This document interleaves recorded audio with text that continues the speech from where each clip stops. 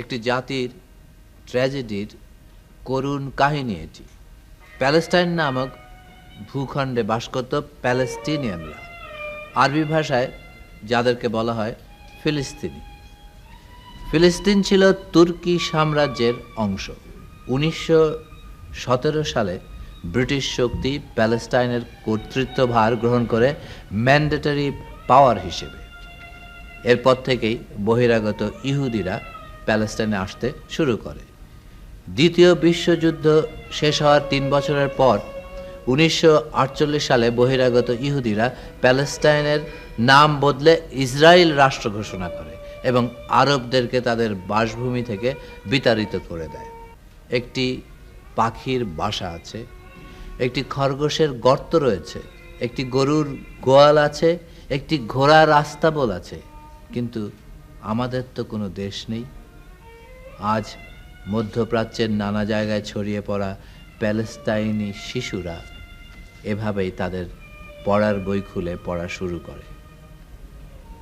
আমরা নিজেরা একটি জাতি, আমরা আমাদের নিজস্ব বাসভূমি অর্জন করতে পেরেছি, কিন্তু প্যালেস্টিনিয়ানরা একটি জাতি যারা এখনো তাদের রাষ্ট্র, তাদের বাসভূমি রচনা করতে পারেননি।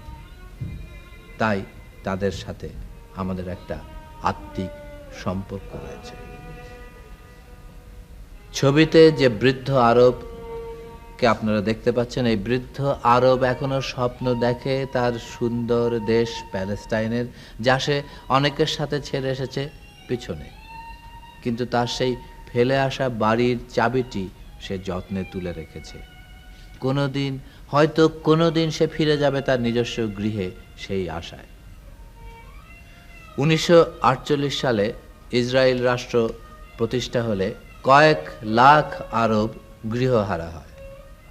ইসরায়েল রাষ্ট্রের পূর্ব সীমানায় জর্ডান নদীর পশ্চিম তীরে ওয়েস্ট ব্যাংক এবং ইসরায়েলের পশ্চিমে গাজা নামক আরেকটি সরু এলাকায় আরবরা তাঁবু খাটিয়ে বসবাস করতে শুরু করে।